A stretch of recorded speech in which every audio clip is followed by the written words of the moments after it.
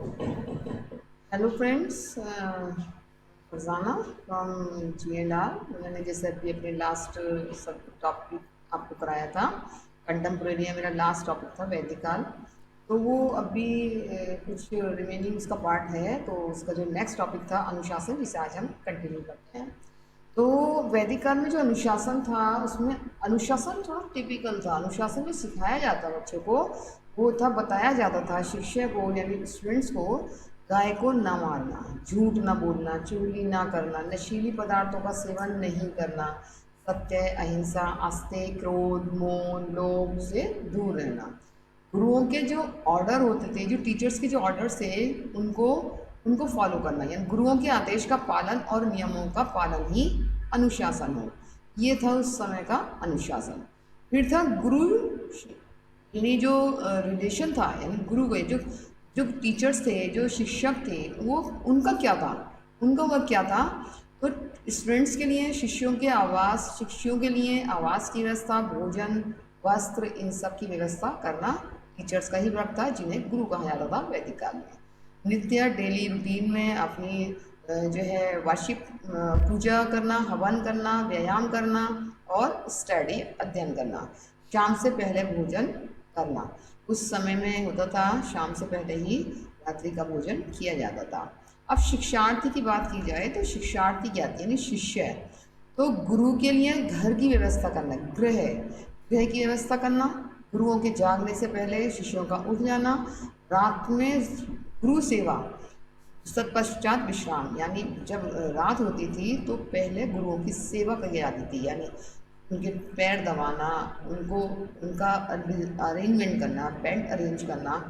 तो उसके बाद ही शिष्य जो थे, उसके बाद ही विश्राम करते थे। उस टाइम में जो गुरु और टीचर्स के जो रिलेशन थे, वो गुरु व शिष्य के बीच के जो रिलेशन थे, वो बहुत मधुर संबंध थे। शिष्यों को पुत्रवत मानते थे, यानी गुरु व शिष्य के बीच मधुर संबंध थे, शिष्यों को पुत्रवत मानते थे। टीचर्स और स्टूडेंट में इतने अच्छी रिलेशनशिप थी कि वो अपने स्टूडेंट्स को अपने बेटे की तरह उनको मानते थे। अब बात करते हैं शिक्षण संस्थाएं। उस समय में वैदिक काल की जो शिक्षा थी, तो वो दी जाती थी शिक्षण संस्थाएं, शिक्षण संस्थाओं में दी जाती थी। और शिक्षण संस्थाएं कौन कौन सी होती थी? गुरुकुल। गुरुकुल मैंने जैसे आपको बताया था कि वैदिक काल में गुरुकुल में शिक्षा दी जाती थी। फिर था आपका ऋषि आश्रम, परिषद, सम्मेलन, परिव्राचार्य। इसमें ये शिक्षण संस्थाएं हुआ करती थी, इन्हीं में ही बच्चों को वैदिक काल में शिक्षा दी जाती थी। शिक्षा के जो अन्य पक्ष थे, अदर फेवर्स, वो थी जन शिक्षा, स्त्री शिक्षा। जन शिक्षा यानी पर्सन टू पर्सन एजुकेटेड होना, स्त्री शिक्षा, व्यावसायिक शिक्षा, धार्मिक नैतिक शिक्षा। ये थी शिक्षा के अन्य पक्ष। मुख्य शिक्षा केंद्र थे एजुकेशन सेंटर्स, जहाँ पर एजुकेशन, वैदिक काल की जो में जो शिक्षा और दी जाती थी रिलेटेड टू वैदिक वैदिक रिलीजन, यानी वैदिक से जो रिलेटेड जो शिक्षा दी जाती है, वो किन किन केंद्रों पर दी जाती है, जिसका एक तक्षशिला है, केका है, मिथिला है, जैसे ये मिथिला में है, प्रयाग है, प्रयाग जैसे इलाहाबाद के नाम से आप लोग जानते हैं, काशी है, एंड कांची। अब बात करते हैं वैदिक शिक्षा की। वैदिक शिक्षा के जो मतलब उनकी अगर बात की जाए, इनको एवोल्यूट करते हैं, उनका मूल्यांकन करते हैं, तो जो उसमें गुण थे, जो उनकी क्वालिटीज़ थी, जो प्रिक्विसाइड्स थी, वो थी, सबसे अच्छी जो क्वालिटी थी इसमें ये थी कि निःशुल्क शिक्षा दी जाती थी। शिक्षा का जो अर्थ था बहुत व्यापक था, व्यापक ही उद्देश्य थे, व्यापक ही पाठ्यचर्या थी, और विशिष्टीकरण उसमें था, स्पेशलाइजेशन, उत्तम शिक्षण विधियों का विकास, यानी जो टीचिंग जो प्रोसेस थे, वो जो था वो बहुत अच्छे से डेवलप किया गया था, उत्तम शिक्षण विधियों का विकास।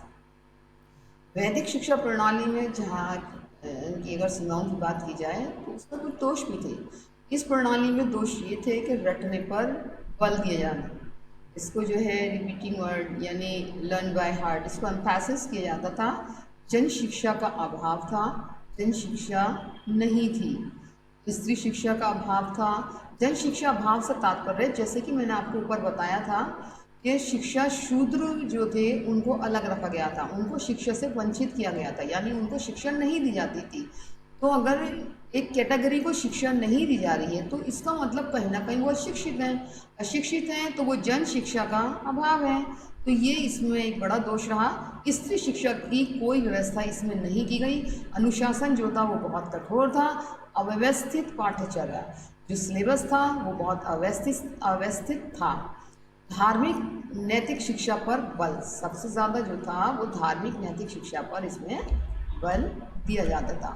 अगर हम बात करें तो हम अपने इसके बाद हमारा आएगा नेक्स्ट टॉपिक है, हमारा नेक्स्ट है यूनिट फर्स्ट का नेक्स्ट टॉपिक है हमारा बौद्धिक काल, यानी मेडिवल पीरियड। इसके बाद जो काल स्टार्ट हुआ बौद्ध काल यानी बुद्धों का काल।